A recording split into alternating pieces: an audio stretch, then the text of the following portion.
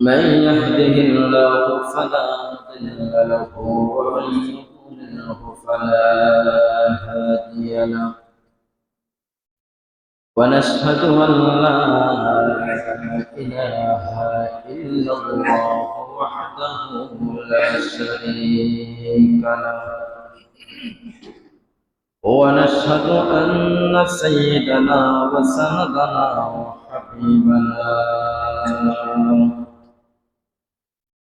وحبيب طبيبنا وطبيب قلوبنا ومولانا محمدا عبده ورسوله صلى الله تعالى عليه وسلم الذي أرسله الله تعالى بالحق بشيرا ونذيرا وداعيا إلى الله بإذنه وسراجا منيرا أما بعد فأعوذ بالله من الشيطان الرجيم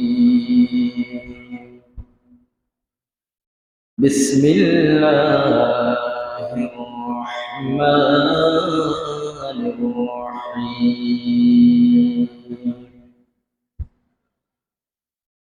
ألف لام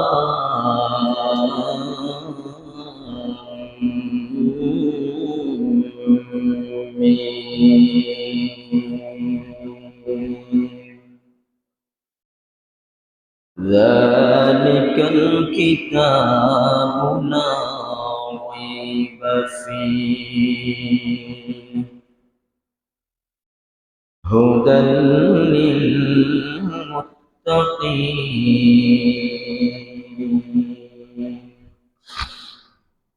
صدق الله العظيم وصدق رسوله النبي الكريم ونحن على ذلك من الشاهدين والشاكرين والحمد لله رب العالمين وقال تعالى في شان حبيبه ومحبوبه ومعشوقه مخبرا وآمرا إن الله وملائكته يصلون على النبي يا أيها الذين آمنوا صلوا عليه وسلموا تسليما اللهم صل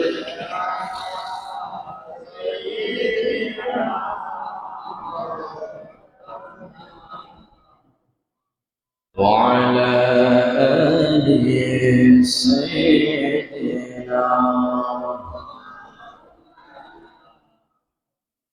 নবীজির মহব্বতে জবান করে পড়ি আল্লাহুম্মা সাল্লি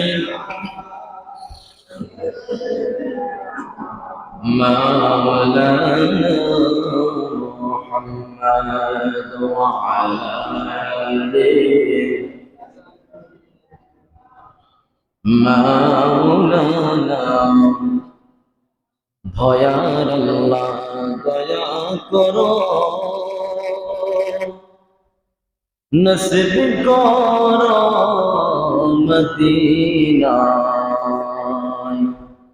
নূর নবীজি না দেখিয়া কবর দেশে নিয়ানা আল্লাহুম্মা সাল্লি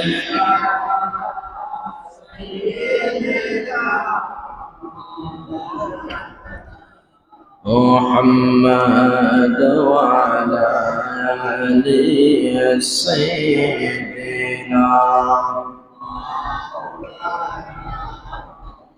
মন পাখি রে বলি তোরে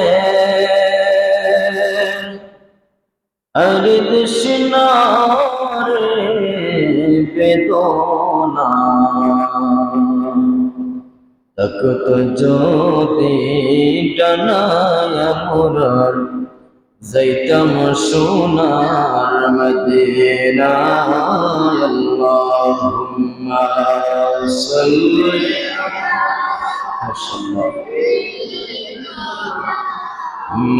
مولانا محمد وعلى آل سيدنا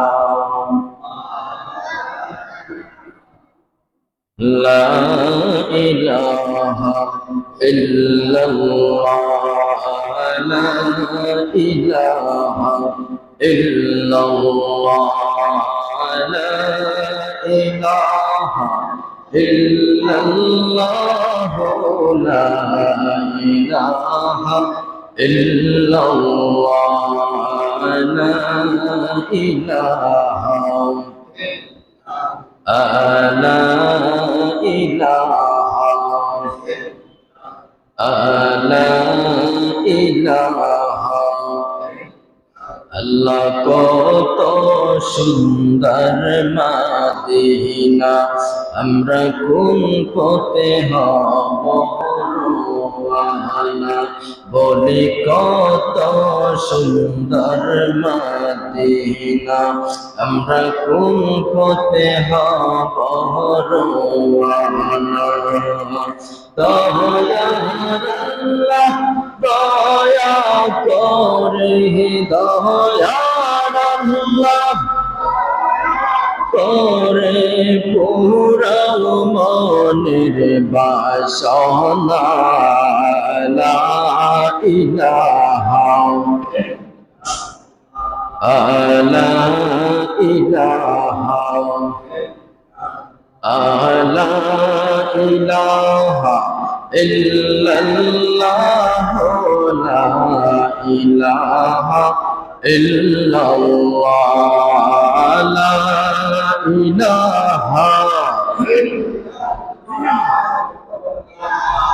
ইলাহা আমার আল্লাহ সারা মাবুদ নাই মায়ের নবী সারা উপায় নাই বলে আল্লাহ সারা মাবুদ নাই মায়ের নবী সারা উপায় নাই নূর নবীকে পাইতে হইলে নূর নবীকে হইলে নবীজির আশিক হওয়া চাই লা ইলাহা লা ইলাহা লা ইলাহা ইল্লাল্লাহ লা ইলাহা ইল্লাল্লাহ লা ইলাহা লা ইলাহা ইল্লাল্লাহ লা ইলাহা আর জোরে লা ইলাহা মায়ের নবী আছেন মদিনায় আহা ঈমানদারের ঠিকানা বলি নবী আছেন মদিনায় আহা ঈমানদারের ঠিকানা বুঝাইলে মন বুঝে না হাই হাই বুঝাইলে মন নাম চাই যাইতে গো মদিনা লা ইলাহা লা ইলাহা লা ইলাহা ইল্লাল্লাহ লা ইলাহা ইল্লাল্লাহ লা لا إله سبحان الله والحمد لله لا إله إلا الله لا إله لا إله لا إله إلا الله محمد رسول الله صلى الله عليه وسلم আলহামদুলিল্লাহ ঐতিহ্যবাহী 4 নম্বর বাংলাবাজার জামে মসজিদে আগত মুসল্লিন ইকরাম উলামায়ে ইকরাম কলিজার টুকরা যুবক ভাইরা ছোট্ট ছোট্ট মাসুম বাচ্চারা বাড়িতে পর্দার অন্তরালে অবস্থানরত আমার সম্মানিত শ্রদ্ধা মা বোনেরা, সর্বপ্রথম আমরা সকলেই আল্লাহ সুবহানাহু ওয়া তাআলা আলিশানে কালিমাতে শুকর আদায় করি যে মহান আল্লাহ রাব্বুল আলামিন আমাদের সকলকেই গোটা সপ্তাহব্যাপী সুস্থতার হালতে রেখে আল্লাহর ঘর মসজিদে সবার আগে আগে আসার বসা দুরূদ এবং জিকির করার সুযোগ করে দিয়েছে। সেই মহান মুনিবের দরবারে ইমানে আওয়াজে উচ্চ আওয়াজে বলি আলহামদুলিল্লাহ, আর আওয়াজ দিয়ে বলি আলহামদুলিল্লাহ। শুকরিয়া আদায় করলাম কার? আল্লাহ। এই আল্লাহর শুকরিয়া যদি আমরা দিন রাত পর সারাক্ষণ যদি আমরা আদায় করি,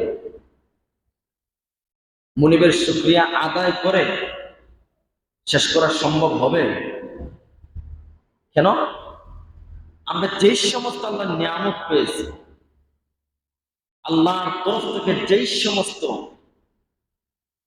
নিয়ামত আমরা পেয়েছি, সারা জিন্দগি যদি আমরা আল্লাহর শুকরিয়া আদায় করি, আল্লাহর সেই নিয়ামতের ঋণ আমরা কখনো পরিশোধ করতে পারবো না, ঠিক কিনা বলি? যেমন তার মধ্যে হতে আল্লাহর দেওয়া একটি স্পেশাল নিয়ামত, স্পেশাল একটি গিফট হল এই আখিরি জামানার উম্মতদেরকে আল্লাহ রাব্বুল আলামিন অত্যন্ত মায়া মহব্বত করে পৃথিবীর সমস্ত কিতাবাদির মধ্য হতে যেই কিতাবখান হলো সর্বশ্রেষ্ঠ কিতাব, সেই কিতাবের নাম হলো আখিরি নবী মুহাম্মদুর রাসূলুল্লাহ সাল্লাল্লাহু আলাইহি ওয়াসাল্লামের উপর আল্লাহ যে কিতাব নাযিল করেছেন তার নাম হলো আল কোরআন। সুবহানাল্লাহ। সেই কিতাবের নাম কি? আল কোরআন। এই কিতাব আল্লাহ রাব্বুল আলামিন আপনার আমার নূর নবী মুহাম্মদুর রাসূলুল্লাহ সাল্লাল্লাহু আলাইহি ওয়াসাল্লামের উপর নাযিল করার পূর্বে আল্লাহ বিভিন্ন শ্রেণী বিন্যাসের প্রতি নাযিল করতে চাইছিলেন। যেমন আল্লাহ পাহাড়ের উপরে কোরআনটাকে নাযিল করতে চাইলেন। পাহাড় আল্লাহর কাছে বলল, আল্লাহ আমি এত ভারী কিতাব আমার দ্বারা বহন করা সম্ভব নয়। আল্লাহু আকবার বলবেন না? এই যে 30 পারা কোরআন, এটা কি ওজনের দিক দিয়ে বাড়ি? একটা ছোট্ট বাচ্চা 2 থেকে 3 বছর সেও সেটা বহন মানে হাতে নিয়ে ওজনটা কি করতে পারবে, মানে হাতে নিতে পারবে। কিন্তু পাহাড় যে বলল, আল্লাহ আমি এই কিতাবের ওজন, এই কিতাবের ভার আমি বহন করতে পারবো না, এই কথা ব্যাখ্যা আল্লাহ সুবহানাহু ওয়া তাআলা কুরআনুল কারীমের মধ্যে ডেকে ডেকে বলেন, লাউ আনজালনা হাযাল কুরআনা আলা জাবালিন লারাআইতাহু খাশি'আন মুতাসাদ্দি'আন মিন খাশিয়াতিল্লাহ। আল্লাহু আকবার। আল্লাহ বলেন, লাউ আনজালনা হাযাল কুরআন, আমি যদি এক কোরআনকে অবতীর্ণ করতাম আলা জাবালিন লা রাআইতাহু, কোন পাহাড়ের উপর আল্লাহ ডেকে ডেকে বলতেছেন, আমি যদি এই আল কোরআন কোন পাহাড়ের উপরে অবতীর্ণ করতাম তাহলে কি হতো? খাশিয়াম মুতাসাদ্দিআম মিন খাশিয়াতিল্লাহ, তবে তুমি দেখতে পেতে তা আল্লাহর ভয়ে অবনত ও বিদীর্ণ হয়ে গেছে। আওয়াজ দিয়ে বলে সুবহানাল্লাহ। খাশিয়াম মুতাসাদ্দিআম মিন খাশিয়াতিল্লাহ, তবে তুমি দেখবে এই কিতাব পাহাড়ের উপরে অবতীর্ণ করার কারণে, সেই কিতাব পাহাড়ের উপরে দেওয়ার কারণে আল্লাহর কাছে বলতেছে যে আল্লাহ এই কিতাবের ভার আমি বহন করতে পারবো না। আল্লাহ বলেন কেন? খাশিয়াম মুতাসাদ্দিআম মিন খাশিয়াতিল্লাহ, যে সে কি আমি আল্লাহর ভয়ে অবনত ও বিদীর্ণ হয়ে যাই। আরো আল্লাহ এইভাবে অনেক বিভিন্ন বিষয়ের সম্মুখে এই কোরআনটি উপহার দিতে চেয়েছিলেন। সবাই বলে আল্লাহ আমাদের পক্ষে সম্ভব নয়। পরিশেষে আল্লাহ রাব্বুল আলামিন এই কোরআনুল কারীম অত্যন্ত মায়া মহব্বত করে ওনার অত্যন্ত প্রিয় হাবিব আখির জামানার পয়গম্বর নূর নবী মুহাম্মদুর রাসূলুল্লাহ সাল্লাল্লাহু আলাইহি ওয়াসাল্লামের উপর আল্লাহ নাযিল করেছেন। সুবহানাল্লাহ। এই নবীজির উপরে এই কোরআনটি অবতীর্ণ করার কারণে আপনি আমি দেখুন কতভাবে সৌভাগ্যবান। একদিকে নবীজির উম্মত হতে পেরেছে, অন্যদিকে আমরা পৃথিবীর শ্রেষ্ঠতম কিতাব যেখানে আল কোরআন, সেই আল কোরআনে পাঠ করার মতো সুযোগ সুবিধা আমরা পেয়ে গেছি। এখন আমরা চলে আসি এই যে কোরআনটি আল্লাহ কেমন ভাবে আমার নবীজির উপরে নাযিল করলেন। এই কোরআনটি লাউহে মাহফুজ নামে একটি জায়গা আছে, সেই জায়গাটির মধ্যে সংরক্ষিত ছিল লাউহে মাহফুজ।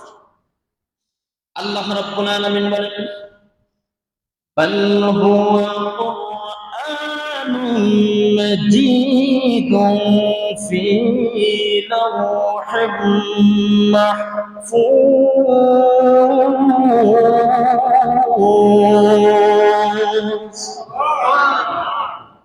লাউহে মাহফুজের মধ্যে আল্লাহ এই কোরআনকে সংরক্ষিত রেখেছিলেন। সেই লাউহে মাহফুজ থেকে আল্লাহ কি করলেন? বাইতুল ইজ্জাহ নামক আসমানের একটি জায়গা, বাইতুল ইজ্জাহ, ওই জায়গার মধ্যে আল্লাহ কোরআনকে আনলেন। আনার পর ওই জায়গাটিতে নিয়ে ধীরে ধীরে বিভিন্ন সময়ে বিভিন্ন পরিপ্রেক্ষিতে আল্লাহ দীর্ঘ 23 বছরে আপনার আমার নবীর উপরে এই কোরআন নাযিল করেছেন। সুবহানাল্লাহ। এতে আমরা কি পেয়ে গেলাম? কোরআন 23 বছরে নাযিল হয়েছে। কত বছরে? 23 বছরে। একদিন নয়, 1 বছর নয়, 2 বছর নয়, দীর্ঘ 23 বছর। এই কোরআনকে স্বাভাবিক মনে করলে চলবে মুসলমান, স্বাভাবিক মনে করলে চলবে না। দীর্ঘ 23 বছর আল্লাহ কোরআনকে নবীর উপর বিভিন্ন সময় বিভিন্নভাবে আল্লাহ নাযিল করেছে। যেমন নবী করিম সাল্লাল্লাহু আলাইহি ওয়াসাল্লামের উপর যখন কোরআন প্রথম নাযিল হয়, আল্লাহর হাবিব কি করলেন? উনি আল্লাহর ইবাদত বন্দেগীর জন্য, আল্লাহর গোলামি করার জন্য উনি কি করলেন? মক্কার একটু অদূর প্রান্তের মধ্যে গেলেন, একটু মক্কার পার্শ্ববর্তী একটা এরিয়ার মধ্যে গেলেন, যে জায়গাটির নাম হলো গারে হেরা। যে জায়গাটির নাম কি?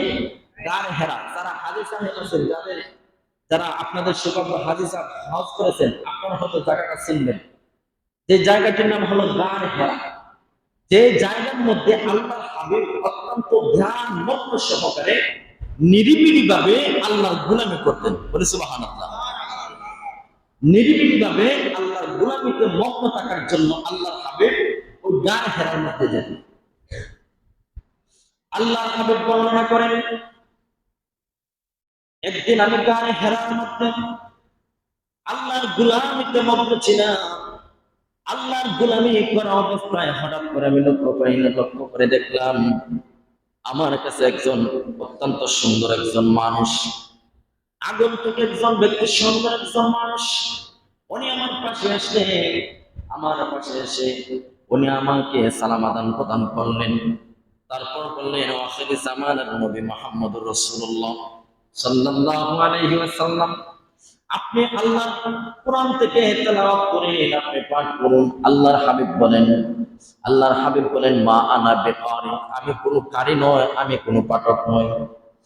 এইভাবে আল্লাহর সেই রহমতের ফেরেশতা দ্বিতীয়বার আল্লাহর হাবিবকে একটু ছাপ দিলেন, মৃদু ছাপ দিয়ে বললেন, এবার আপনি ইকরা পাঠ করুন। আল্লাহর হাবিব বলেন, মা আনা বিকারি, আমি পাঠ করতে জানি না, আমি কোনো কারি নয়, আমি কোনো পাঠক নয়। বোঝার চেষ্টা করবেন।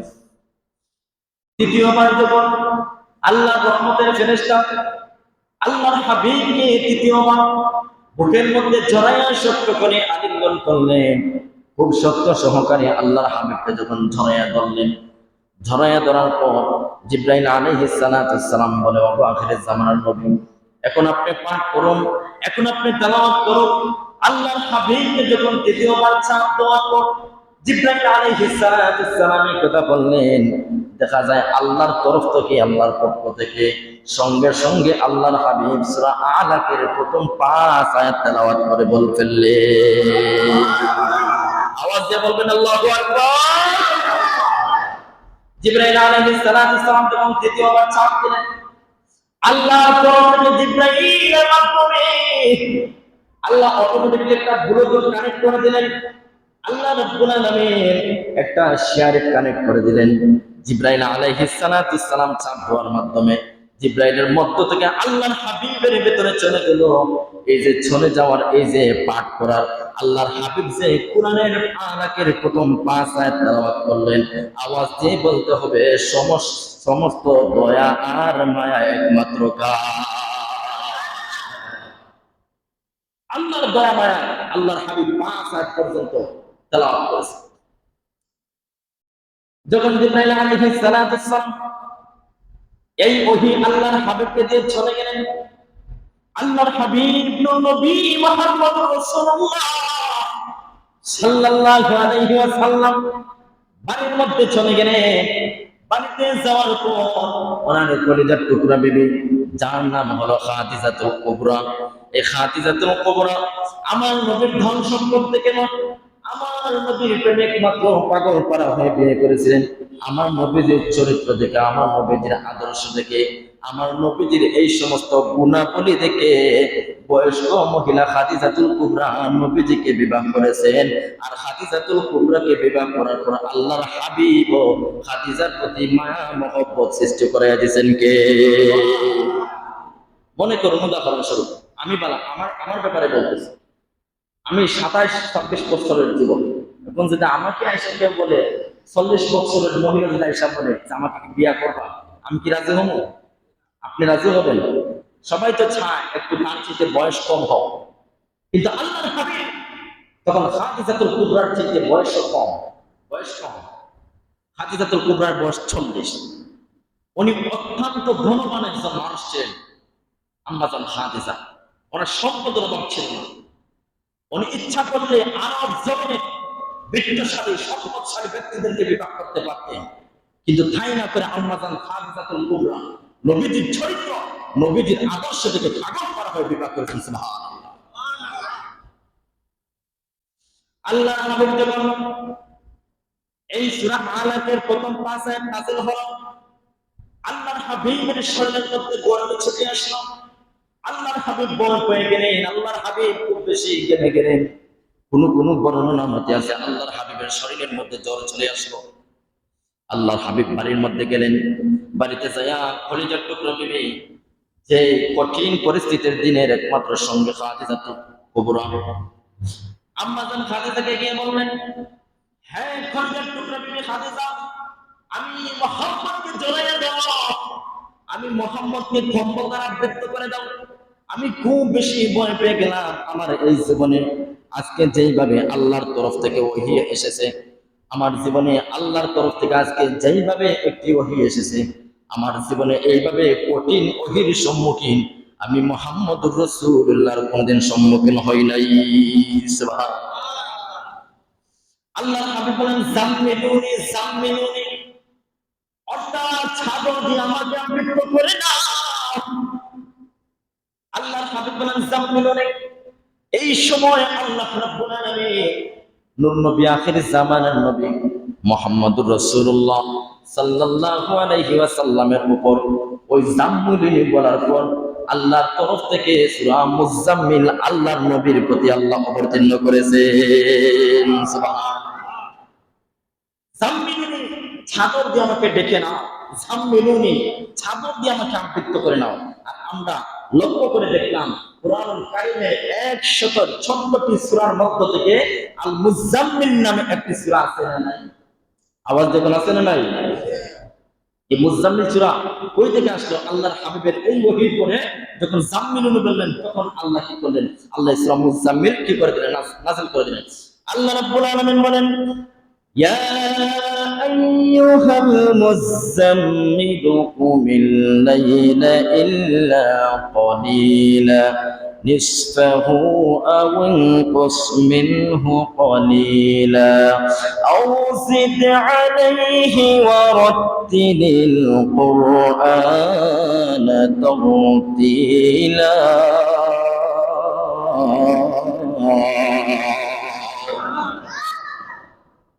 আল্লাহ তখন পুরা সূরা মুজাম্মিল নাযিল করলেন। যাই হোক, ওইদিকে অন্য আলোচনা, যেহেতু আমাদের সময় সংকীর্ণ, মূল কথাগুলো বলে দিই। তখন আম্মা জান খাদিজা কি করলেন? নবীজিকে জড়াই করলেন। জড়াই ধরার পর আম্মা জান খাদিজা প্রশ্ন করলেন, নবী গো, আপনার কি হয়েছে? আজকে কেন এত বেশি আপনি কম্পিত হচ্ছেন, এত বেশি কাঁপতেছেন? আপনার তো শরীরের মধ্যে দেখতে পাচ্ছেন অনেক বেশি ঝড় এসে গেছে। আল্লাহর হাবিব সমস্ত কাহিনীগুলো বর্ণনা করেন। আল্লাহর হাবিব বলেন, খাদিজা, জানি না আমার সম্মুখে কি ঘটতেছিল। একজন মুসাফির মানুষ, অত্যন্ত সুদর্শন পুরুষ, অত্যন্ত সুন্দর একজন মানুষ এসে আমাকে ধরায় ধরে বললেন, আপনি পাঠ করুন। আমি প্রথম বললাম পারি না, দ্বিতীয়বার বললেন, তারপরে বললাম আমি পারি না, তৃতীয়বার উনি এত জুড়ে আমাকে ছাপ দিলেন, ওরে খাদিজা, আমি সঙ্গে সঙ্গে আল্লাহর কুরআন থেকে 5টি আয়াত তেলাওয়াত করতে বাধ্য হয়ে গেলাম। সুবহানাল্লাহ। আল্লাহর হাবিব এই কথা বলার পর আম্মা জান খাদিজা কুবরা উনি আল্লাহর হাবিবকে সান্ত্বনা দিলেন, কলিজার টুকরা স্বামী, আপনি চিন্তা করবেন না, আপনি টেনশন করবেন না, এটা কোনো শয়তানি কাজ তো হতে পারে না। অবশ্যই অবশ্যই যেহেতু আপনি আল্লাহর কুরআন থেকে আয়াতগুলো মুখস্থ করে ফেলেছেন, অবশ্যই অবশ্যই আমার আল্লাহর পক্ষ থেকে আপনি নবীজির উপরে এটি অত্যন্ত একটি স্পেশাল পুরস্কার। সুবহানাল্লাহ। নবীজির বিবি নবীজিকে সাহস দিচ্ছেন, নবীজিকে সান্ত্বনা দিচ্ছেন। দেখবেন আপনি যতই পেরেশানির মধ্যে থাকুন না কেন, আপনার ব্যবসা বাণিজ্য থেকে নিয়ে যা কিছু নিয়ে আপনি টেনশনের মধ্যে থাকেন না কেন, আপনি বাড়িতে যাওয়ার পর যখন বিবির সঙ্গে একটু এই বিষয় নিয়ে ডিসকাস করবেন, আলোচনা করবেন, তখন দেখবেন বিবি যখন আপনাকে সান্ত্বনামূলক কথা বলবে, দেখবে আপনি অটোমেটিকলি সান্ত্বনা পেয়ে যাবেন। এই সমস্ত কিছু একমাত্র আল্লাহর দয়া, ঠিক কিনা বলে? এর জন্য তো আল্লাহ বিবাহ শাদী একজনের প্রতি আরেকজনকে, একজনের পোশাক আরেকজনকে আল্লাহ বানাই দিয়েছে। দেখো ওই দিকে যাচ্ছি না। আল্লাহর হাবিব যখন এই সমস্ত কথা বললেন, আম্মা জান খাদিজা কি করলেন? তখন উনি মনে মনে ভাবলেন, যদি দেখা যায় এটা আল্লাহর তরফ থেকে হয়ে থাকে তাহলে এটা পরীক্ষা করা যাবে, আর যদি দেখা যায় ওটা কোনো জিন বুতের কোনো কিছু হয়ে থাকে তাহলে এটা প্রমাণ করা যাবে। হাদিসে মুবারকের মধ্যে এসেছে, আম্মা জান খাদিজা একদিন কি করলেন? আল্লাহর হাবিবকে নিয়ে এক জায়গার মধ্যে বসলেন।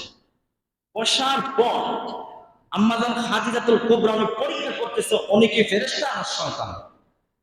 যখন উনি আসলেন, ফেরেশতা যখন আসলেন ওহী নিয়ে, আম্মা জান খাদিজাতুল কুবরা তখন পর্দা দ্বারা আবৃত ছিলেন, মানে উনি পর্দা অবস্থায় ছিলেন। যখন ওই ফেরেশতা আসলেন, আম্মা জান খাদিজা কি করলেন? এই পর্দাটা মাথা থেকে সরাই দিলেন, চুলগুলো একটু এলোমেলো, মানে চুলগুলো দেখা যাচ্ছে। সঙ্গে সঙ্গে রহমতের ফেরেশতা জিবরাইল আলাইহিস সালাতুস সালাম যখন উনি মাথার কাপড়টা মাথা থেকে সরাই দিলেন, জিবরাইল আলাইহিস সালাতুস সালাম সঙ্গে সঙ্গে চলে গেলেন। তখন আম্মা জান খাদিজাতুল কুবরা নবীজিকে সান্ত্বনা দিলেন যে, পানির স্বামী, এনে আল্লাহর তরফ থেকে একজন রহমতের ফেরেশতা আমি লক্ষ্য করে নিলাম। আমি যখন মাথার মধ্যে কাপড় পর্দার অবস্থায় ছিলাম তখন দেখলাম উনি আসলেন, আর আমি যখন মাথার কাপড়টি একটু সরাই দিলাম উনি চলে গেলেন। অবশ্যই আমরা জানি যারা বেপরদায় চলে তাদের সঙ্গে শয়তান কি করে আশ্রয় নেয়। দেখবেন বেহায়া নারী যারা আছে, যারা চুলগুলো এলোমেলো করে চলে, তখন আমরা কি বলি, আমরা ছোট্টবেলা বলতাম যখন আমরা এই মক্তবে যেতাম, একটা কথাই ছিল যে মেয়েদের যখন একটু চুলের এই বাঁকগুলো দেখা যাইতো, তখন উস্তাদ বলতো, এই মায়া তোমার চুলগুলো ঢেকে দাও, তোমার সঙ্গে না হয় শয়তান কি করবে, বিরাজ করবে, আর তোমার সঙ্গে যে ফেরেশতা আছে ওটা চলে যাইবে, আর তোমার চুল দেখা যাইতেছে। কথাটা কিন্তু, যদিও উস্তাদ অন্যভাবে বলতেন, কথাটা কিন্তু হাদিস, ঠিক কিনা বলবেন? এর জন্য আপনি যদি পর্দার সহিত থাকেন, দেখবেন আপনার সঙ্গে রহমতের ফেরেশতাগণ থাকবেন। আর আপনি যখন বেপরদা চলবেন, তখন আপনি বুঝে নিবেন আপনার সঙ্গে শয়তান কি করতেছে, আপনার ভিতরে শয়তান আশ্রয় নিতেছে, ঠিক কিনা বলেন? এর জন্য সম্মানিত হাজির বলতে চাচ্ছিলাম, এই কুরআনুল কারীম আল্লাহর নবীর প্রতি আল্লাহ রাব্বুল আলামিন দীর্ঘ 23 বছরে আল্লাহর নবীর প্রতি আল্লাহ কুরআন নাযিল করেছেন। যেই কোরআন পৃথিবীর সর্বশ্রেষ্ঠ কিতাব, যেই কোরআনের মধ্যে কোনো সন্দেহের অবকাশ নাই, যেই কোরআনের মধ্যে কোনো সন্দেহের অবকাশ নাই। আওয়াজ দিয়ে বলতে হবে, যদি কোরআনকে নিয়ে আল্লাহর কোনো বান্দা সরিষা পরিমাণ সন্দেহ করে কোরআনের মধ্যে কোনো ভুল আছে কি নাই, আল্লাহর ওই বান্দার কি কোনোদিন ঈমান থাকবে? আওয়াজে বলে ঈমান থাকবে? আল্লাহ রাব্বুল আলামিন বলেন, যালিকাল কিতাবু লা রাইবা ফীহি হুদাল লিল মুত্তাকিন। আল্লাহু আকবার। আল্লাহ রাব্বুল আলামিন বলেন, যালিকাল কিতাবু লা রাইবা ফীহি, ইহা এমন একটি কিতাব, মুসলমান শুনিয়া রাখো, ইহা এমন একটি কিতাব, এমন একটি পুস্তক, যালিকাল কিতাবু লা রাইবা ফীহি, যেই কিতাবের মধ্যে সন্দেহের কোনো অবকাশ নাই, যেই কিতাবের মধ্যে কোনো সন্দেহের অবকাশ থাকতে পারে না, যেই কিতাবের মধ্যে সরিষা পরিমাণ ভুল ত্রুটি থাকতে পারে না, সরিষা পরিমাণ ভুল ত্রুটি থাকতে পারে না। এই পৃথিবীর জমিনে যখন কোনো লেখক কোনো ভয় লিখতে চাই, কোনো পুস্তক লিখতে চাই, দেখবেন কিতাব লেখার পূর্বের পৃষ্ঠার মধ্যে লিখে দেয়, আমার ভয়ের মধ্যে যদি কোনো ভুল ত্রুটি থাকে, যদি কোনো ভুল ত্রুটি থাকে, তাহলে আপনারা আমাকে অবগত করবেন, যেইভাবেই হোক না কেন আমার এই ভুল ত্রুটি কথাগুলো আমি সংশোধন করে নেব। কিন্তু দেখা যায় অপর দিকে লক্ষ্য করে দেখা যায় আল্লাহ রাব্বুল আলামিন অত্যন্ত কঠোরভাবে আমাদেরকে বলতেছেন, অত্যন্ত অহংকার দেখে আল্লাহ বলতেছেন, যালিকাল কিতাবু লা রাইবা ফীহি, আমার এই কিতাবের মধ্যে সন্দেহ নাই, এই কিতাবের মধ্যে কোনো ভুল থাকতে পারে না। আপনারা আওয়াজ দিয়ে বলতে হবে, এই যে ১৫০০ বছর হয়ে গেল, এমনকি কিয়ামত পর্যন্ত আল্লাহর কোন বান্দা কি কোরআনের মধ্যে সরিষা চুল পরিমাণ ভুল বের করতে পারবে? আওয়াজে বলি, ভুল বের করতে পারবে? আল্লাহ রাব্বুল আলামিন এই জামানার কাফির কুফফার তো স্বাভাবিক মিয়া, ওই যে আবু জাহেলের যুগে ওই কাফির কুফফারেরা ছিল, আল্লাহ রাব্বুল আলামিন ওই সময় কাফির কুফফারদের সঙ্গে চ্যালেঞ্জ করেছিলেন। আল্লাহ চ্যালেঞ্জের মোকাবেলা করে বলেছে, কাফির কুফফারেরা, তোমরা যদি আমি আল্লাহর কিতাব, আমি আল্লাহর কালামুল্লাহকে যদি তোমরা বিশ্বাস করো না, তাহলে আমি আল্লাহ তোমাদেরকে কি করলাম, আমি আল্লাহ তোমাদের সঙ্গে চ্যালেঞ্জের মোকাবেলা করলাম। আমার ওই যে কিতাব 30 পারা কোরআন 114টি সূরা আছে, অথবা আমার এই কোরআনের একটি ছোট্ট সূরা তোমরা বানিয়ে দেখাও, আর না হয় কোরআনের একটি ছোট্ট আয়াত তোমরা বানিয়ে দেখাও। আল্লাহ কাফির কুফফারদের সঙ্গে এই কথা চ্যালেঞ্জ করেছিলেন, ওই কথা চ্যালেঞ্জ করেছিলেন। আল্লাহ রাব্বুল আলামিন বলেন, ওয়া ইন কুনতুম ফি রাইবিম মিম্মা নাযালনা আলা আবদিনা ফাতু বিসূরাতিন মিন মিসলি। আল্লাহু আকবার।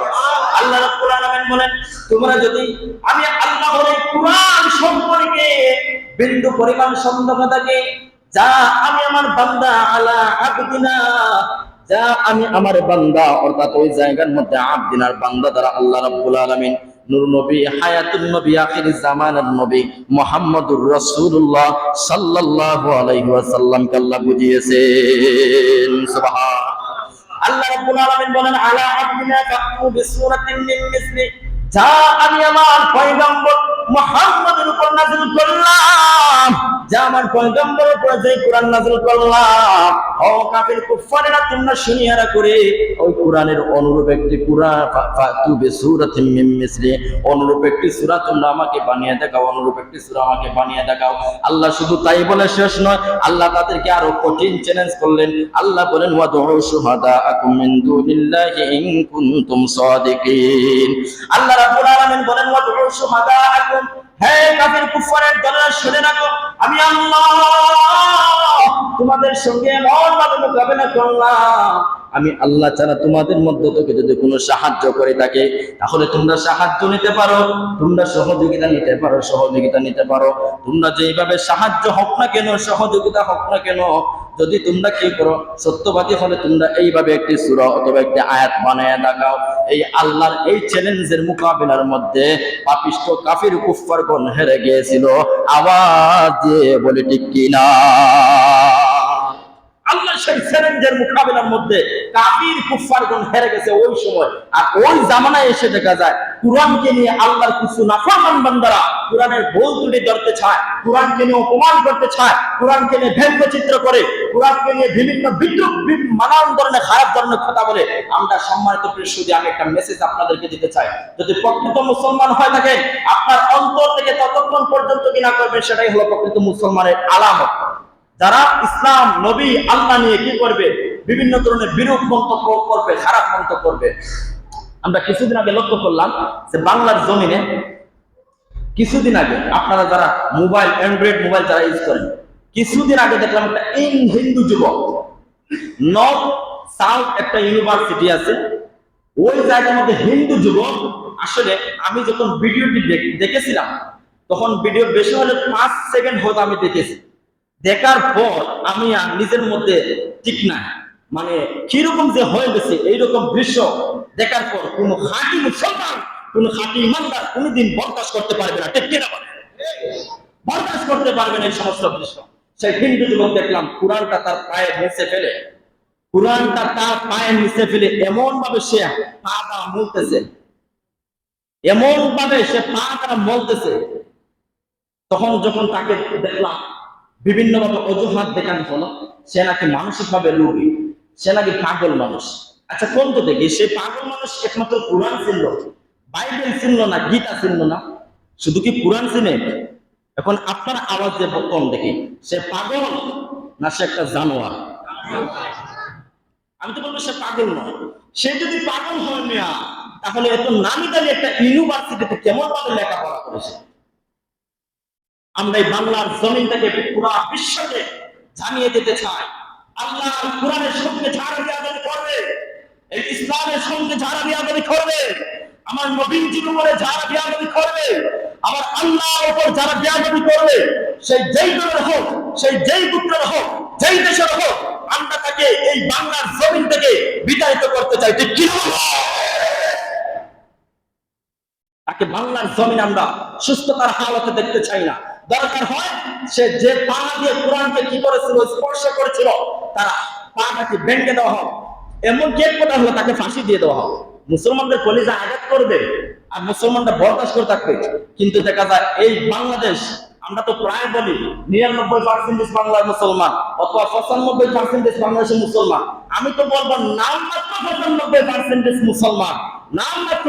এত বড় ঘটনা করে আজকে জানোয়ারের বাচ্চা এখন পর্যন্ত কেমন করে বসে আছে। অথচ আমি বলবো পুলিশ ওকে হয়তো কি করছে, জেলের মধ্যে নিচে নিরাপত্তার জন্য। আমি ব্যক্তিগত, আমি কোন রাজনীতি ওয়াজ করি না, আপনার রাজনীতির দিকে নিয়েন না, এটা কিন্তু রাজনীতিক ওয়াজ নয়, এটা সে মুসলমানদের কলিজা আঘাত দিয়েছে। আপনি আওয়ামী লীগ কোন, বিএনপি কোন, জামাত কোন, চরমোনাই কোন, হেফাজত কোন, সবাই আল্লাহকে ভালোবাসে না? সবাই আল্লাহকে ভয় করে না? সবাই নবীকে ভালোবাসেন? আওয়াজ দেখুন, সবাই নবীকে ভালোবাসে না? সবাই ইসলাম ভালোবাসে না? সবাই কোরআন ভালোবাসে। ধর বিভিন্ন যার যার ব্যক্তিগত বিষয়, কিন্তু কোরআন এটা আমার আল্লাহ অত্যন্ত দামি একটি কিতাব, কালামুল্লাহ, যেটা হলো আল্লাহর কথা। সে আল্লাহর কথার সঙ্গে বিয়াদবি করেছে, আর মুসলমানগণ এইভাবে ঘরে ছুরি বসে হাত দিয়ে থাকবে, এইভাবে মানুষ মাইনা না যায়। এর জন্য আরেকটা জিনিস লক্ষ্য করলাম, এই কিছুদিন আগে হয়তো এটা হয়তো বাহিরের দেশে হতে পারে, কি জানি চাকমা, কি সুশান্ত চাকমা, ওদের নামই মানে মনে আসে না। ওই বিচারে কি করছে, নবীজিকে নিয়ে কত ভারতের হবে, নবীজিকে নিয়ে একটু ওইভাবে বিরূপ মন্তব্য করতেছে, বিরূপ মন্তব্য করেছে, এমনকি বেয়াদবি করেছে আমার নবীজিকে নিয়ে। এখন তো যাই হোক, আল্লাহ অত্যন্ত সুন্দর একটা প্রযুক্তি আমাদেরকে দিয়ে দিয়েছেন। পৃথিবীর কোন জায়গার মধ্যে কি হয় না হয় আমরা ঘরে বসে দেখতে পারি। এটাও কিন্তু একটি আল্লাহর তরফ থেকে আমাদের পক্ষে নিয়ামত। আবার আমি বলবো এটাও কিন্তু আল্লাহর তরফ থেকে আমাদের জন্য আবার গজব। এই মোবাইলের মধ্যে ভালো আছে, খারাপ আছে। যারা ভালো দিক দিয়ে আমরা ইউজ করবো সেটা ভালো দিক, যাই হোক ওই দিকে যাচ্ছি না। কিছুদিন আগে দেখলাম ওই কাফির কি করলো, আমার নবীজির শান মান নিয়ে এইভাবে ব্যঙ্গচিত্র কুমন্তব্য করলো। তখন আমরা লক্ষ্য করে দেখলাম ভারত কি মানে এইসব নিয়ে কিছু একটু ঝামেলা হয়েছে। আমার কথা হলো ভাই, আমার কথা হলো, কেন আমরা বারবার ইসলামের প্রতি আঘাত করি? কেন বারবার নবীর শান মানিয়ে আমরা আঘাত করি? কেন বারবার আমরা আল্লাহর পক্ষে আমরা আল্লাহকে নিয়ে কেন আমরা বেয়াদবি করি? আমাদের কি আর কোনো কিছু নিয়ে মানে কোনো কিছু করার নাই? আমি তো লক্ষ্য করে দেখি বাংলাদেশের মুসলমানেরা, বাংলাদেশের মানুষেরা খুব সুন্দর বসবাস করতেছে। আপনি হিন্দু বলেন, খ্রিস্টান বলেন, বৌদ্ধ বলেন, মুসলমান বলেন, সবাই মিলেমিশে বসবাস করতেছে না? বাহিরের দেশের মতো আমাদের ফিতনা নাই। কিন্তু মাঝে মধ্যে দেখা যায় কি হয়, মাঝে মধ্যে এই সমস্ত কিছু কুলাঙ্গারা ওই থেকে জানে বের হয়, আর ওরা কার ইঙ্গিতে জানে এই সমস্ত কাজ ঘটায়, আর মুসলমানদের কলিজার মধ্যে আঘাত দিয়া দেশের মধ্যে একটা ফিতনা লাগাই দেয়। আল্লাহ রাব্বুল আলামিন কুরআন কারীমের মধ্যে বলেন, ইন্নাল্লাযীনা ইউযুনাল্লাহা ওয়া রাসূলাহু লা'নাহুমুল্লাহু ফিদ দুনিয়া ওয়াল আখিরাহ। আল্লাহু আকবার। আল্লাহ রাব্বুল আলামিন বলেন, হ্যাঁ দুনিয়াবাসীরা শোনো শোনো, আমি আল্লাহ তোমাদেরকে জানিয়ে দিলাম, শোনো, আমার যে সমস্ত নাফরমান বান্দাগণ, আমি আল্লাহ ইউযুনাল্লাহা ওয়া রাসূলাহু, আমি আল্লাহ এবং আমার পয়গম্বর আখিরের জামানার নবী মুহাম্মদুর রাসূলুল্লাহ সাল্লাল্লাহু আলাইহি ওয়াসাল্লামের উপর বেয়াদবি করবে, লানাহুমুল্লাহ ইউযুনাল্লাহা ওয়া রাসূলাহু লানাহুমুল্লাহু ফিদ দুনিয়া ওয়াল আখিরাহ। আল্লাহ বলতেছেন, আমি আল্লাহ এবং আমার নবীজির উপরে যারা বেয়াদবি করবে, আমি আল্লাহ তাদেরকে দুনিয়া এবং আখিরাতে উভয় ঘাটের মধ্যে আমি আল্লাহ তাদেরকে লানত করলাম, উভয় ঘাটের মধ্যে আমি আল্লাহ তাদেরকে অপমান অপদস্থ করবো। আওয়াজ দিয়ে বলতে হবে কথাটি কার? আল্লাহ বলতেছেন, আমার এবং আমার নবীর সঙ্গে যারা বেয়াদবি করবে, আমি আল্লাহ তাদেরকে দুনিয়া এবং আখিরাতের মধ্যে কি করব? অপমান করব, অপদস্থ করব। আল্লাহর অপমান আর আল্লাহ অপদস্থ কি স্বাভাবিক হতে পারে না?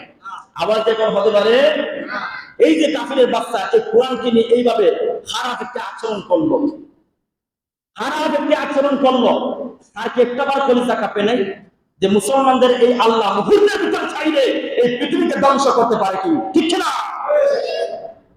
এত বড় জঘন্যতম একটি কাজ করেছে। এর জন্য মুসলমান ভাইয়েরা, আমরা যাই হোক, যদি আমাদের সেই প্রতিবাদ করার মতো সামর্থ্য না থাকে, আমরা ওই গুনাহগারকে আমাদের অন্তর থেকে ঘৃণা করি, যে আল্লাহর গজব দিয়ে যেন আল্লাহ তাকে হালাক করে দেয়, আল্লাহর গজব দিয়ে যেন তাকে আল্লাহ ধ্বংস করে দেয়, বলে আমিন।